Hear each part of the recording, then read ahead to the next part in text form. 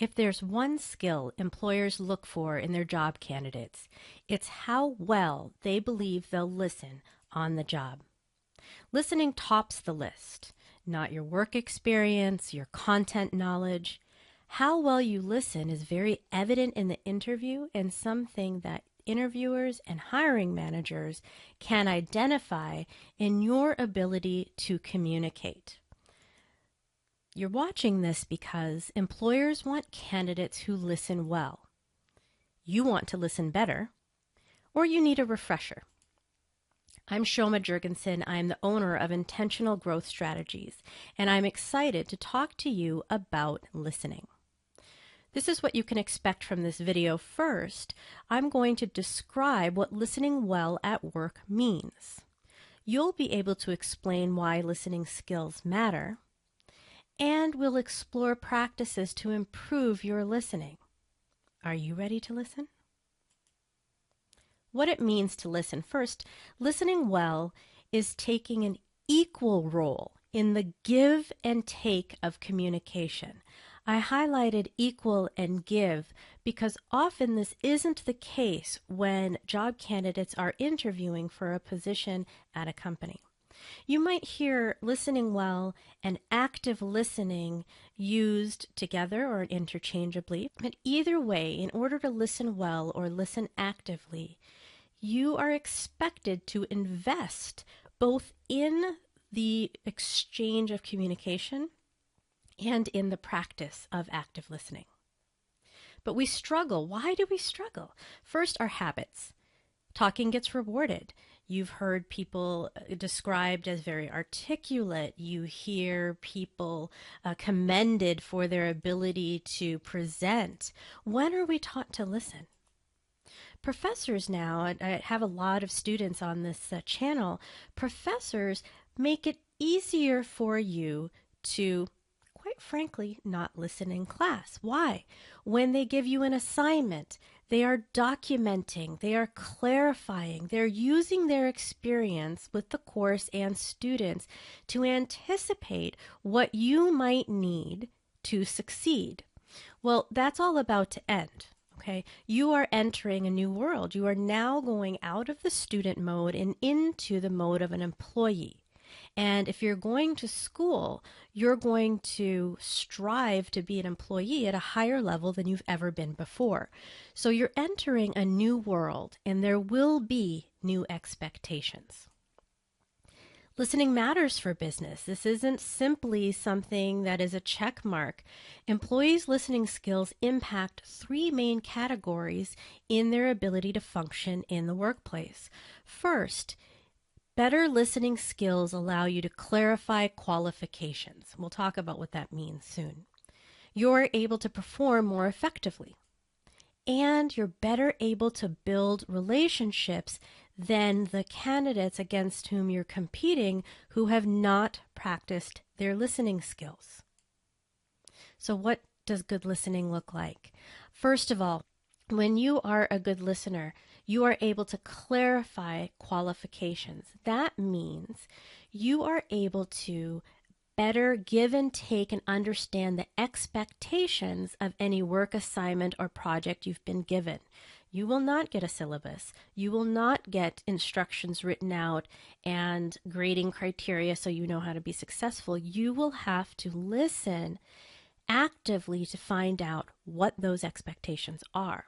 And by doing so, you're also better able to understand the priorities that are important within your job and for your supervisor.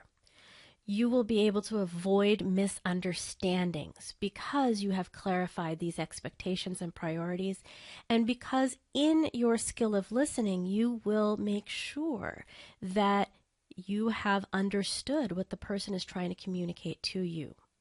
And you'll also be able to better discover needs that customers, coworkers, supervisors may not have understood themselves, all because you're a good listener.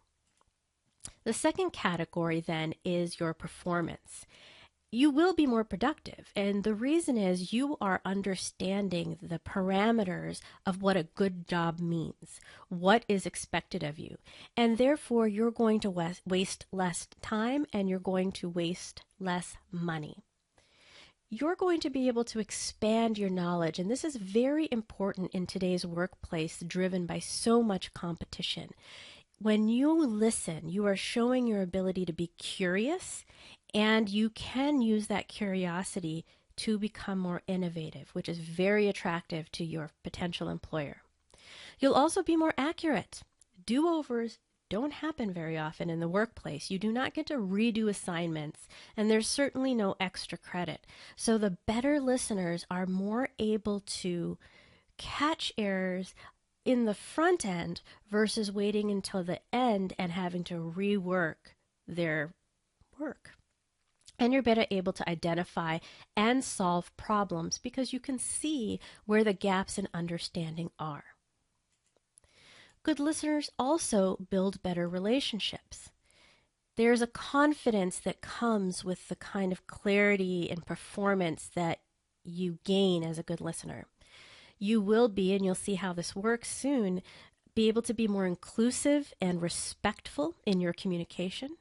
You will provide better service to external customers and internal customers. And better listeners have been shown to be stronger negotiators and able to overcome objections much better than people who are not practicing their listening. So, to summarize, when you listen better, you are able to clarify qualifications, perform effectively, and build relationships. This is what your potential employer is looking for. So how do you do it? There's 4 practices that I'm going to talk about today. First, build awareness of your listening versus talking comfort. Second, listen actively, and I will give you some tools to do just that. Third, you will respond intentionally and with your entire body. We'll talk about that. And fourth, you need to commit to practice and not simply for the interview. Listening better has been on my professional development list since I graduated from college, and that was a long time ago. I have to constantly practice listening well, and I don't always succeed. So practicing regularly, intentionally is tremendously important for your long-term success. First, how do you build awareness? You start by building your listening intelligence. Okay? Keep a journal. I always buck against this type of suggestion. I don't want to write this stuff down. I strongly suggest that you keep an eye on how much of a conversation with anyone you spend talking versus listening. And when you're listening, are you really listening, or are you waiting for your chance to speak?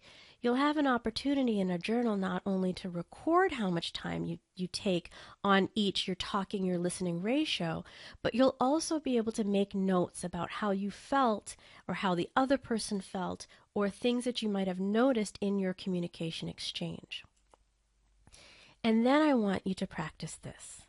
Once you have a week's worth of information, identify some conversations you have on a more regular basis. Is there a weekly update meeting? Do you have class once or twice a week? And make a point in your communication to use only 1 to 2 minutes to express your point, and then stop talking. You'll find how difficult it is, especially for someone like me who loves to talk, and then check your comfort. How did that feel for you? How did the other person react? Was the meeting more effective? Were more questions asked? Keep track of this in your journal. So now that you're more aware of your listening skill and ability, it's time to practice those tools that allow you to listen more actively. First and foremost, don't interrupt. This is also very difficult for me. In fact, listening, as I mentioned, is very difficult for me. This tool has really helped me become practice in being a better listener, and that is to give them 5 minutes. when I talk with someone, and I'll usually say, okay, for the next 2 weeks, I'm going to do this. When I talk with someone, the first 5 minutes, the other person gets to talk. I'll ask one question at the beginning, they will talk, and I will only respond if I am clarifying something that they've said. Harder than you think. And I hope I don't have to tell you this. I'm almost stuttering over it just in the absurdness of how much we let distractions interrupt our communication. Don't get your cell phone out. Turn it off for important meetings, conversations, and put it away. Just don't.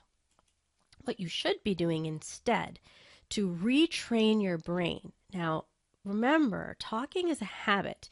You're not doing it to be mean or ineffective. You're doing it because you're used to it, right?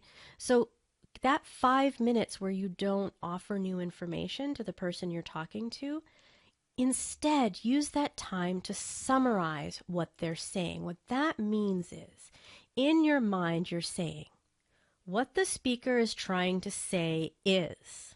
So if I'm talking to my son, what Evan is trying to say is, and he's a teenager, so it's not always easy to keep my mind on summarizing, but it's that practice that's important. And it's not just what you say, right? You have to become comfortable with pauses, with silence. We want to rush in there, don't we? We want to say something. Dead air is scary. Instead, give the speaker a moment. Maybe they're thinking something through before they verbalize it. They may not be done, but in their nonverbal behaviors, they'll let you know when it's time to speak again. While this is happening, you're summarizing in your head, and now when it's your turn, it's time for that to come out of your mouth. You would use phrases like this. These are tools that I use in my classrooms. What I understood is, it seems to me you are saying, may I take a moment to summarize? That's my favorite in the workplace. What I use with my teenager often is, I'll get the this is what happened, and this is why I'm so stressed out. It seems to me you're saying you're getting home late most nights from sports, you have a lot of homework, and you just feel overwhelmed. Is that right? And now we start asking questions. So my son may say, no, you don't get it. That's not what I'm saying. And he'll try again. That's okay. That is good. That means that he and I will go back and forth until I better understand what he's trying to tell me, not what I think he's trying to tell me. So here are some questions you can ask as you probe. 1, how do you define stress? What does that mean to you, son? Tell me more about how your homework is getting done. And when you say you're freaked out, what do you mean? Or when you say, I need you to help me, what does that mean? These are great questions. You notice I'm speaking, I'm responding, but I am not offering my opinion. I am not giving advice. I am not rehearsing my next line. I'm trying to better understand what the speaker is saying. And it's not just words. In fact, research has shown that your words account for only 7% of your communication success. That means the way you say something, your tone, your pitch, your rate, which is how quickly you speak, your body language communicates the remaining 93%. So here are some tips as you're responding. Make eye contact, appropriately steady eye contact. And that does vary by culture, so do a little research if you need to.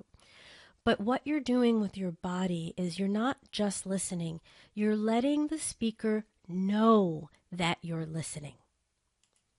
And one way to do that is to mirror back the emotion that they're expressing to you. So if my son is telling me about a stressful time, finals are coming up, I'm not going to be all happy and shiny and smiley and laugh. That's not a good idea. I might be neutral while I'm listening, and if he's telling me about his stress, I might show concern. This isn't manipulative. What this is doing is telling the speaker, yes, I hear not only your words, but I understand the feelings that are behind them. Another way to show your interest and your activeness in listening is to lean forward a little bit.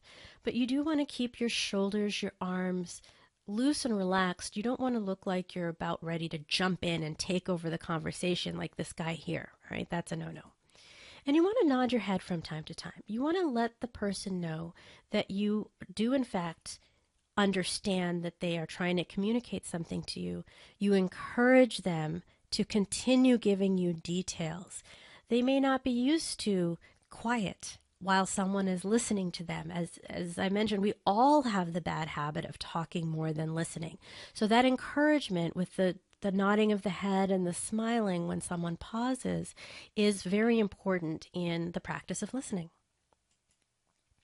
So here's a reminder. Why are we doing this again? Because building strong relationships, clarifying qualifications, and performing effectively is exactly what an employer wants from a new team member.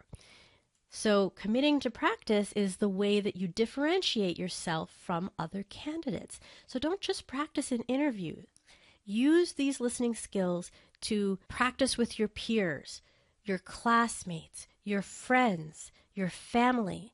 You may hear phrases like, "Are you listening to me? You never listen to me. Did you hear what I just said?" You can prevent that with practice, practice, practice. Thank you for joining me about listening skills and doing well on the job. There are more videos both in the channel and to come. I do invite you to subscribe today. If you are a business professional and would like videos that are a little bit more business practice focused, please check out our sister page at bit.ly Shoma on YouTube. I look forward to seeing you there. Thank you.